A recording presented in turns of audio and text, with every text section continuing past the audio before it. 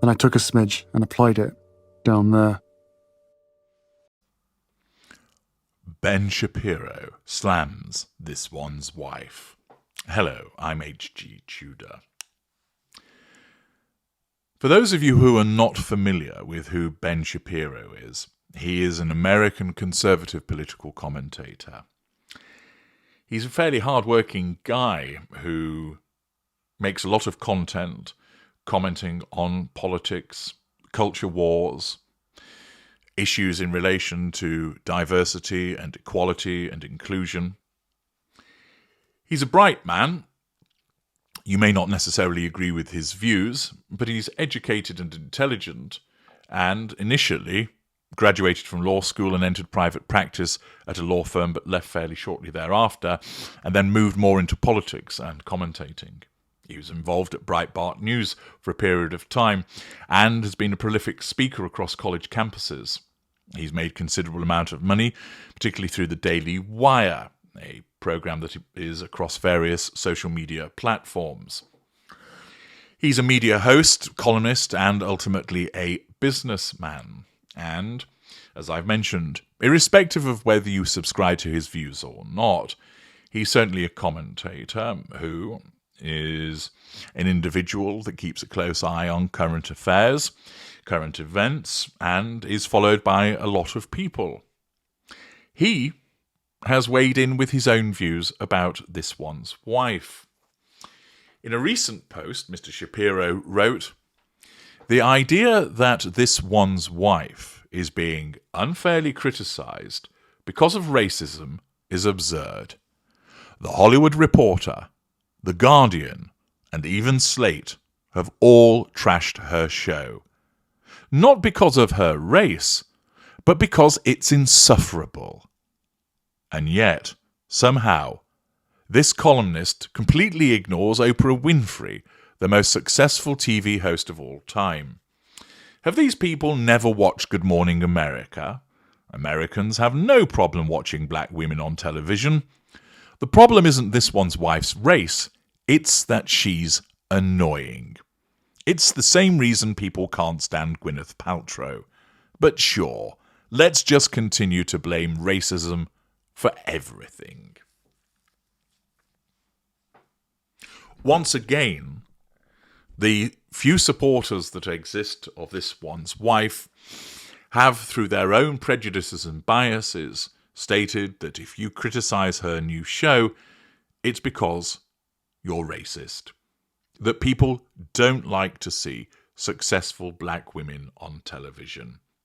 It's a piss-poor argument, and you know that when somebody plays the race card, they invariably don't have any other argument. As Mr. Shapiro points out, Americans and other people beyond the United States don't have any problem watching black men or women on television. What it is that this one's wife, owing to her narcissism, immediately attributes any criticism of her to being because she is black, even though she has, for most of her life, identified as being white. It is the convenient attempt of the narcissist to nullify threats to control by suggesting that she isn't the problem, you are, and the problem is that you are racist. It becomes old very quickly. It's a tiresome argument. But it has moved Mr. Shapiro to comment about it. And it is interesting to see what some of the observations are that follow in relation to those that comment upon his site. One person writes, "Somebody's always got to play the race card. Sometimes people just suck. It has absolutely nothing to do with their race or gender. It has to do with their lack of skill, lack of knowledge, lack of their own ideas, lack of integrity." Indeed. Once again, the collateral consequence of this one's wife engaging in the "it's racism" complaint is that, first of all, people see through it and realise, but it isn't about racism, because A, it's your personality, and B, we didn't even realise that you were a person of colour. Many people have stated as such. Secondly, it's a collateral consequence because the more that she uses is, the weaker the defence becomes. Thirdly, those that come to her defence using a similar argument end up making themselves look stupid. And fourthly, it results in people then going the other way, whereby if there might be a legitimate complaint based upon race, it simply causes people to think, no, it's because you're useless, you suck, you haven't got the skills or the knowledge, and you're just trotting this out in an attempt to deflect from your shortcomings. Another person writes, by way of comment, I used to watch her on Suits. I had no idea she was black. I thought she was just a cute actress until she married Prince Harry and went liberal. Another writes, it's her personality that annoys me, not her race. Another states, apparently, it can't be her problem, it's ours. Another states, agreed, not about race, she thinks she is entitled, she is untalented. Another person states, her race card is seriously overdrawn. Another states, well, golly gee whiz, what else could it be? We all know how loving, kind, sweet and caring she is. Oh, hang on a minute, that's Princess Catherine.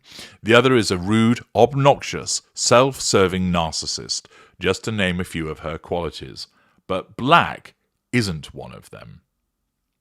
Another states, the only reason that this one's wife is crying racism as a last resort, when all of her other complaints have been debunked by the public, as no one was validating her feelings as the perpetual victim. No one was sympathizing with her plight in life. Here's a thought. Maybe this one's wife does not have talent as an actor, as she is a one-hit wonder with Suits. Certainly not an A-list actor. Now she is being politically correct and crying racism so that people will come to her defense. The only reason that she is upset is because the public sees through her performances. The poor little rich girl is not getting her way, so she has to have a public meltdown and throw a temper tantrum, as she is so desperate for attention and to be relevant. So much for Harry and this one's wife's request for a private life. What she and Harry fail to realise is that the United States does not need a royal family. Maybe they should go live in Canada.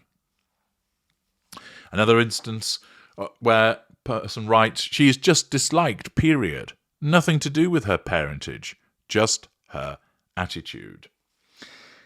And yet again, as Mr. Shapiro highlights, that basically he doesn't like her because of the way that she behaves, and there are many hundreds of comments echoing all of that also.